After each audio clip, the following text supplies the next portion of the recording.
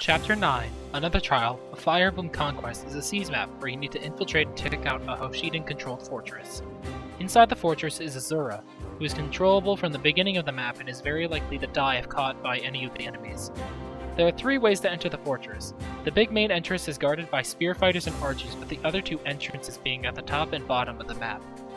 These areas are accessible by destroying the breakable walls blocking the path into the fortress. Practically everyone plays this map by going to the bottom breakable wall, as it provides a good choke point to take out enemies. I move everyone down in the direction of the breakable wall, with Effie and Silas trying to bait out some of the enemies at the entrance. While my team moves in, I move Azura just outside of the patrolling samurai's range to begin moving toward the top right corner of the fortress. On the bottom path, you can also talk to the Dark Mage Nyx with Korn to recruit her. While I didn't plan on training up Nyx, I did recruit her just in case I needed her for this map or any other.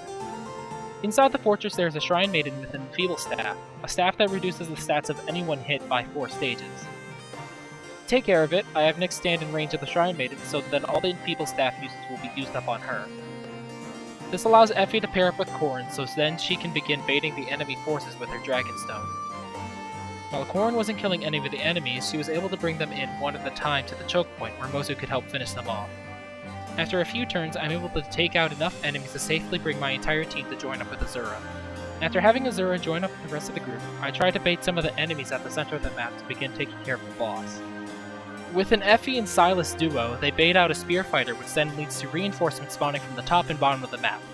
I kinda forgot about these reinforcements, and I didn't have enough tanking units to take them on the enemy phase. I moved further back in the fortress to try and create choke points to take care of the enemies easier. With one of the spear fighters wielding a Bolt Naginata, I had to be careful or else they could take out Effie. Moving Effie back further and Jacob down with Nyx and Odin, I was able to only keep Korn in the Bolt Naginata spear fighter's range, and brought her down to 1 health. I have Mozu kill one of the spear fighters while Effie takes care of another one, her now being at 9 health.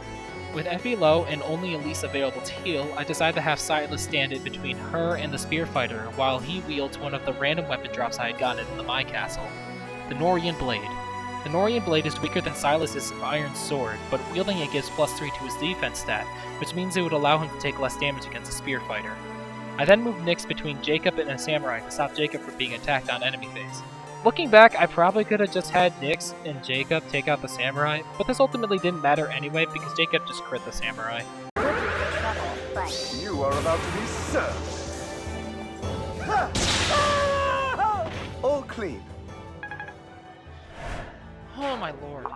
After surviving that ordeal with no casualties, I begin trying to bait out the enemies in the middle with Effie. This never worked though, likely because the enemies are coded to not get baited out. Since baiting the middle enemies didn't work, I begin trying to take out the enemies near the chest at the top of the map. With the help of Effie and Niles, I am able to get the rescue staff from the chest and open up the map more for me. I put the rescue staff in the convoy because I know I'll have to use it at a far off situation later.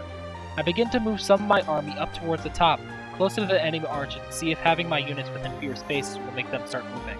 After a bit of thinking, I decide to risk Nyx's life to take out the Shining Bow archer due to them being the biggest problem at the moment. I attacked with Nyx on player phase before healing her up with Elise so that Nyx can take another hit. On enemy phase, she's able to take out the Shining Bow archer before being killed by another archer. Looking back, I could have just started on enemy phase before killing the Shining Bow archer on player phase, which would have allowed Nyx to live. With my first life sacrificed, I move an Effie-Silas combo into range of the 2 archers, which now suddenly make them want to move. With every enemy around the boss taken care of, I start formulating my plan of attack. The main problem is that the boss Haitaka doubles most of my units while also having very high avoid. I decide to just have Niles pair up with Mozu to deal a bit of damage before realizing that's not sustainable. I begin using the strategy I used in the previous chapter, where I just had Jacob go in because he has a dagger that can debuff, and lo and behold, it worked again. With enough debuffs, I'm able to move Korn in to do a good chunk of damage on the boss with the Dragonstone, with Effie coming in to deal just enough damage with Jacob to leave the boss at 1 health. This would allow Niles to move in and use his kidnap skill on the boss so then I could recruit Haitaka later. The reason why I wanted to recruit Haitaka was because he had the rally defense skill, which would help out in the coming chapter. With such a good skill at my disposal, I could take on the map more easily. Time to take out the trash. Damn it.